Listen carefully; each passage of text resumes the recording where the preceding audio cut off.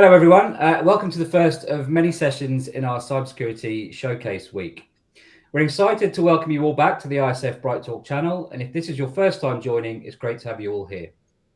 In today's webinar, we're going to be exploring what genuine cyber resilience looks like in 2026. So let me just introduce myself first, and then we'll get on to today's speaker. So my name is Gareth Haken. I've been at the ISF now for about coming up for 9 years. Started off as an analyst and then went on to manage our technology team for 2 or 3 years.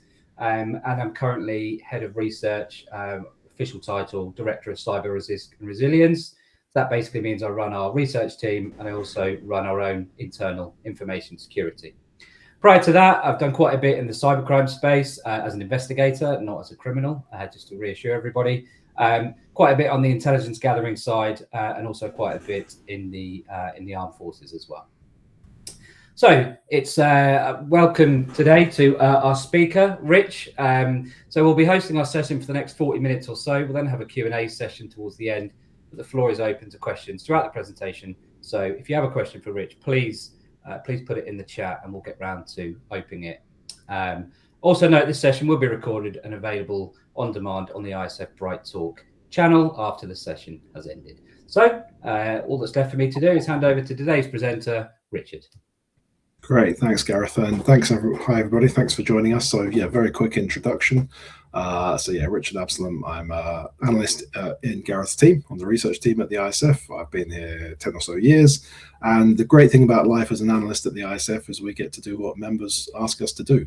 So I've been involved in multiple different projects covering a range of things around cybersecurity and information risk, from, as you can see here, just a few of the things I've worked on around mergers and acquisitions, through to measuring security, threat horizon, which we'll dig into a bit, which is our kind of view of the future, what threats are emerging, looking at security culture, and really importantly, what we'll talk a bit about and touch on today is protecting the crown jewels. How do we kind of protect what is most important to the business? And that's what we're talking about today, is kind of resilience by design. And that word resilience, what I'm finding, is absolutely key. When we think about cyber attacks these days, it's not just a tech issue. It's not just something that can be brushed under the carpet, will cost a few quid, okay, we'll recover really quickly. The first thing I want to just nail home is now, cyber risk, information risk has to be a core part of wider enterprise risk.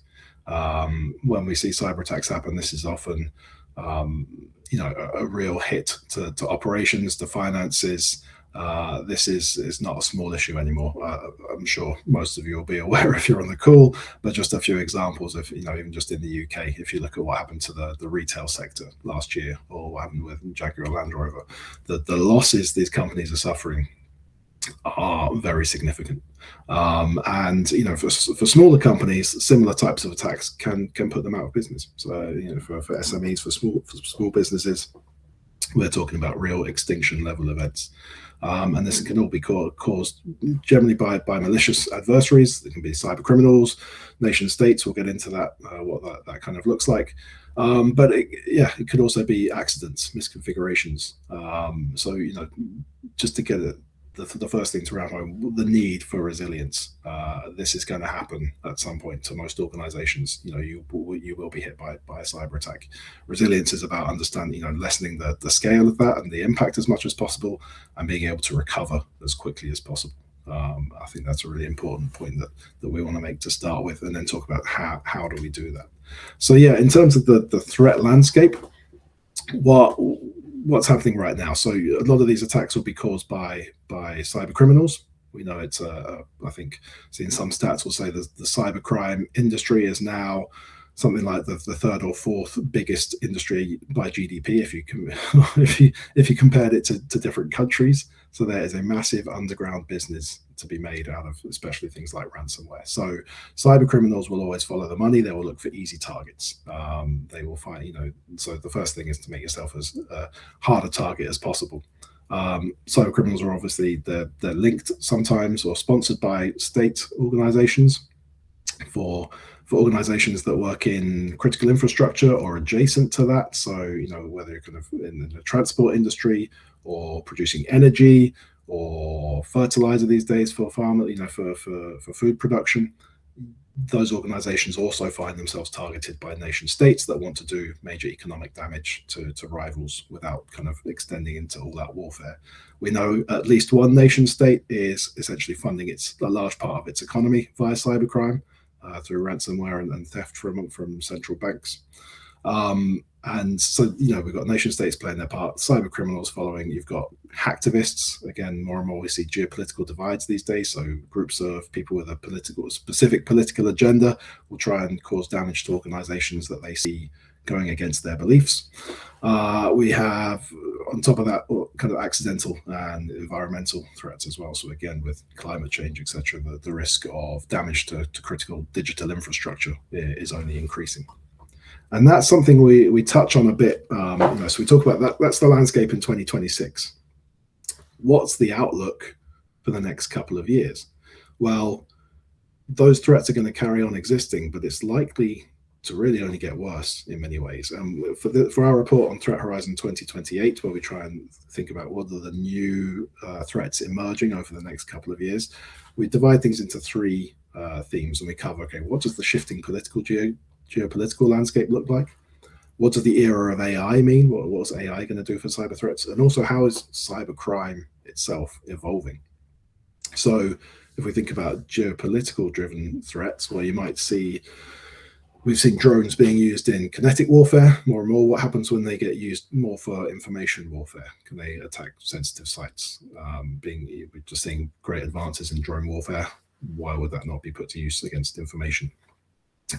We're seeing potential cutting off access to key providers, and that can be through conflict, but it can also just be through breakdown in mutual relationships and trust across different borders. So the whole idea of digital sovereignty, the need to work with local suppliers, have your data stored locally. Again, we might start seeing multinational organizations not able to work with certain suppliers. You could have activist groups threatening senior execs, getting under, and board members gaining an understanding of them through the web, and kind of before, potentially holding them to ransom. And we're starting to see this already, but what about this idea of disposable agents? So we know some nation states are already going in some countries, paying kids literally a few pounds, a few dollars at a time to walk past an embassy with a spying device and see what they can pick up. What happens if these types of people get used to start targeting critical infrastructure or other parts of private organizations? From an AI point, now these are all linked. Obviously, AI is having an impact on the geopolitical stage, but AI-specific driven threats, vibe coding is one big thing. We're starting to see more and more vulnerabilities being introduced into code because it's written, especially code written via AI. The programmers don't necessarily know where the code is coming from. They're checking kind of public libraries.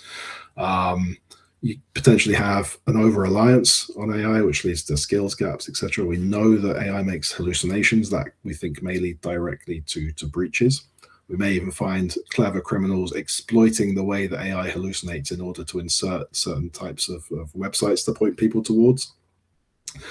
We could see algorithms being poisoned to kind of drive bad decisions. We may see, depending on the way the AI market goes, and we're not sure at the moment, we address both options.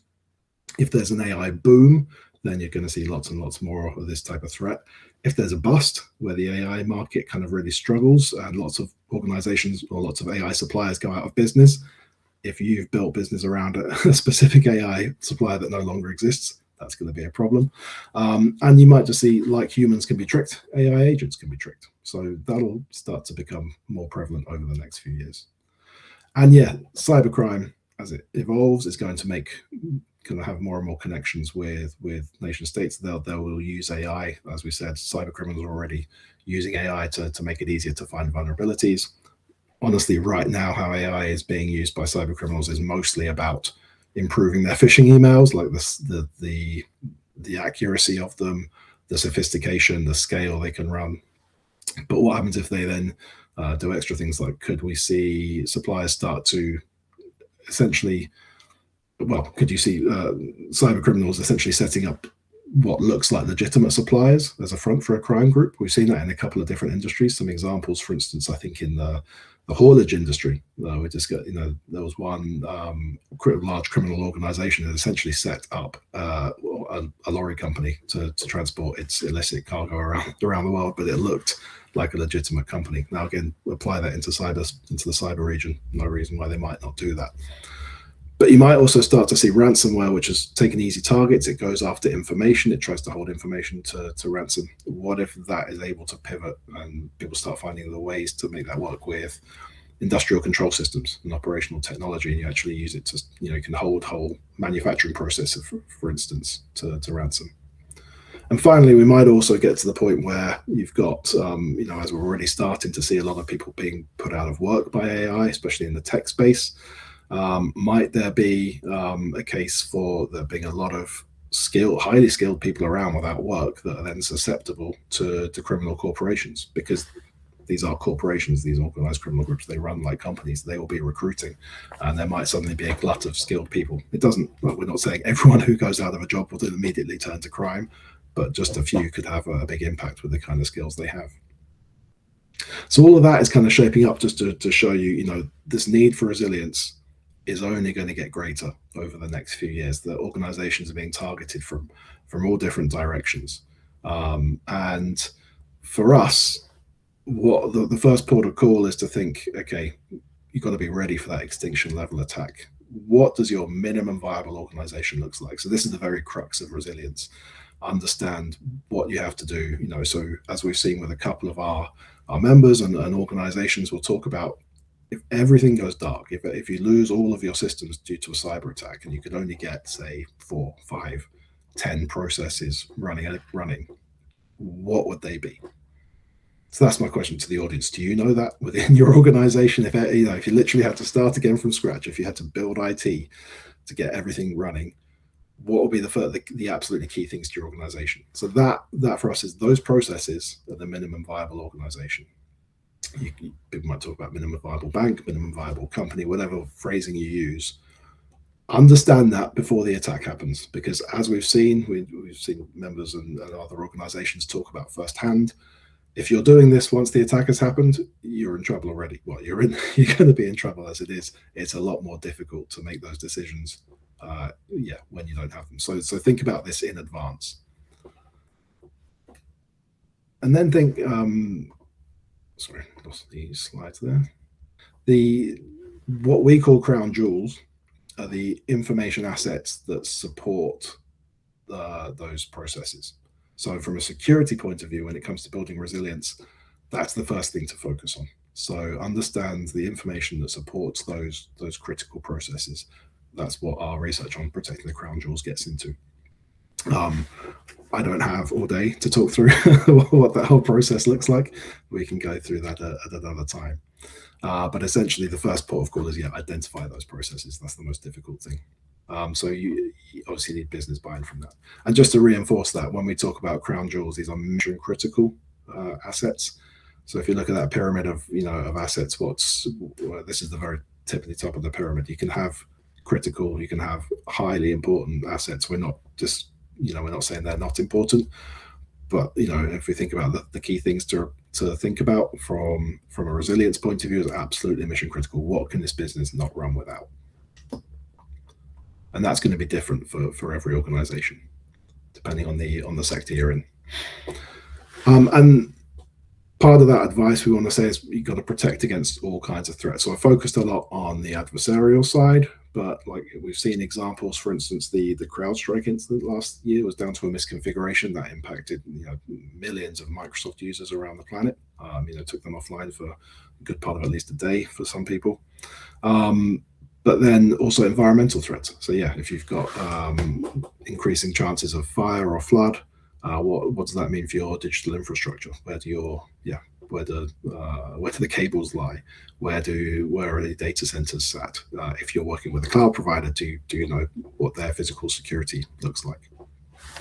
So we're saying you have to protect against all these kind of threats.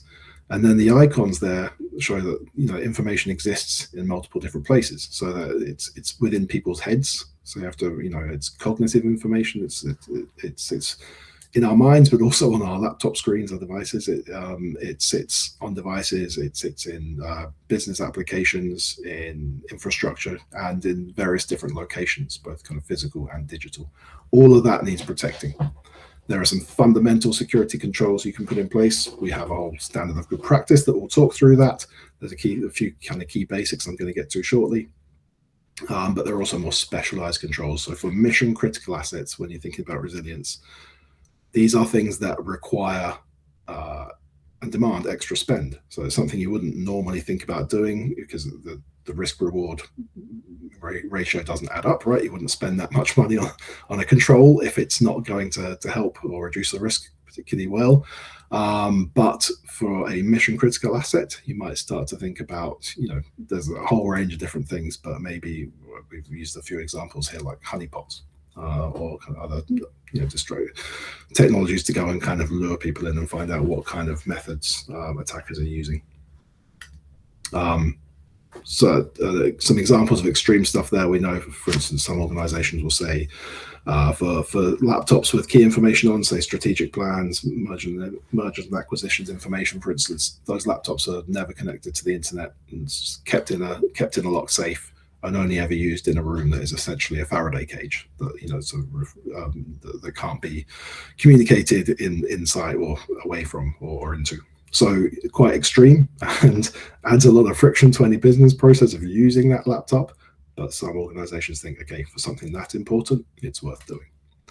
So that's what we mean by those kind of really specialized controls and out of the box thinking. But first and foremost, 4 big questions. And these are easy to ask and often more difficult than you think to answer. But when we talk about, okay, just get the basics right from security to build resilience, what are the fundamentals? What assets do you have? So I kind of touched on that with the protecting the crown jewels research we've done, but have you classified what information you have? What is mission critical versus negligible? What's confidential? So have you gone through and understood, enumerated the estate? What do you have within the organization? How critical is every piece of information and asset?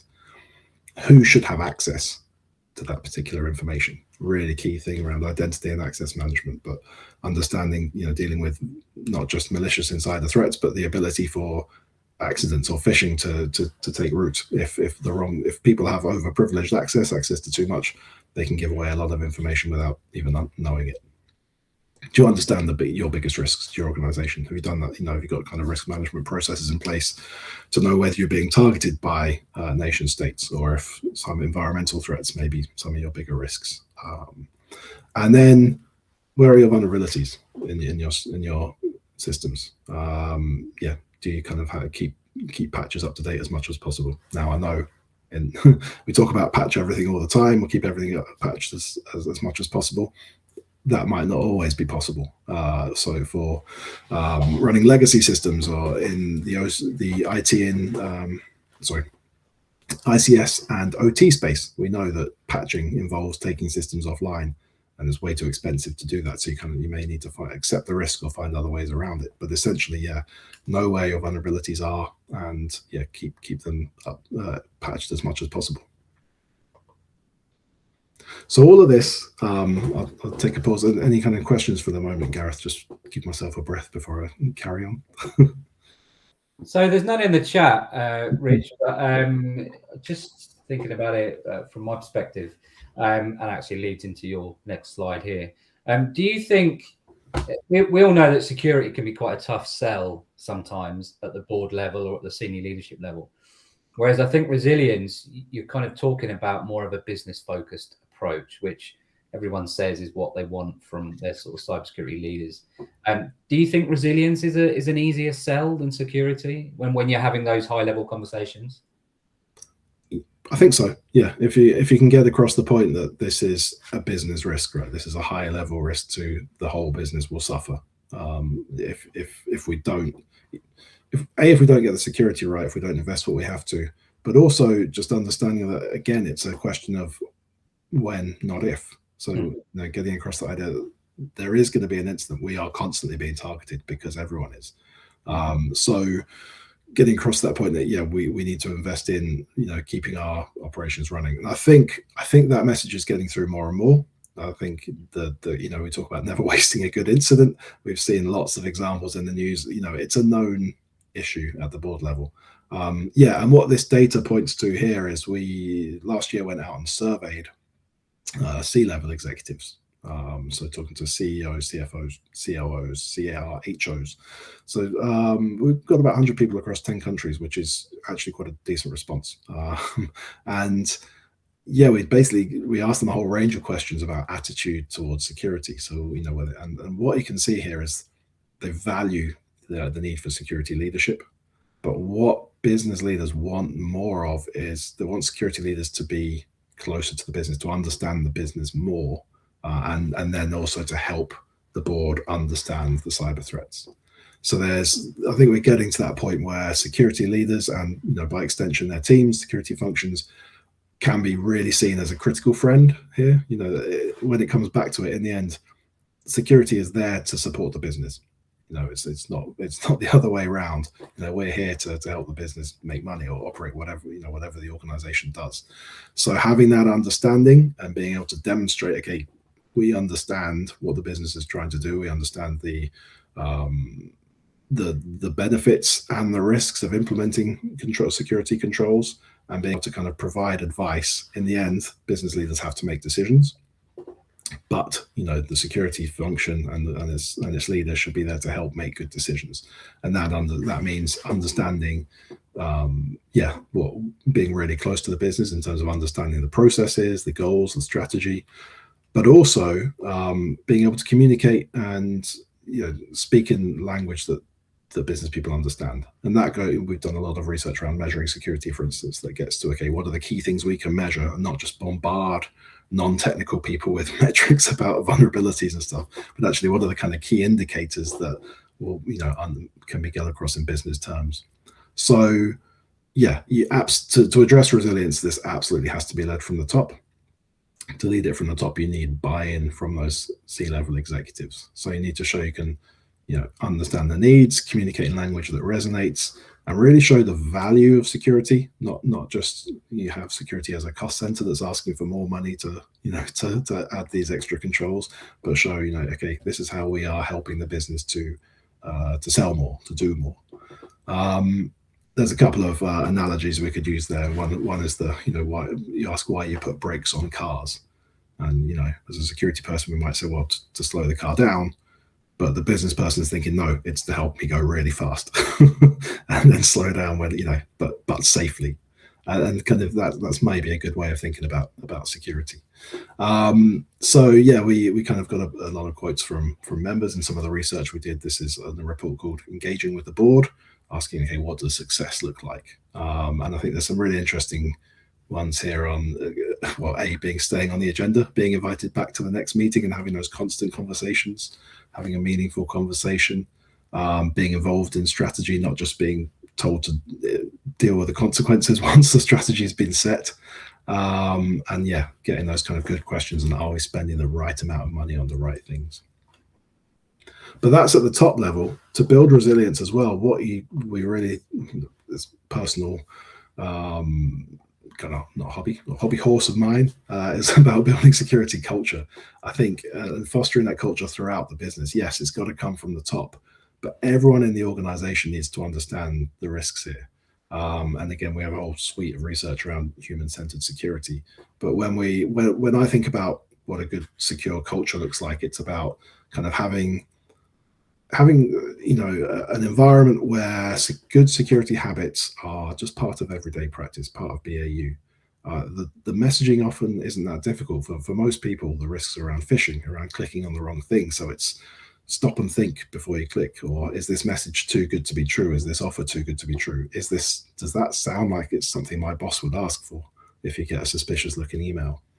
So we kind of look at the human vulnerabilities, the psychological influences and factors behind people being subject to fraud. And again, there's no such thing as 100% security. So people will always be targeted, but people have certain attitudes, they have different motivations, they have different levels of proficiency.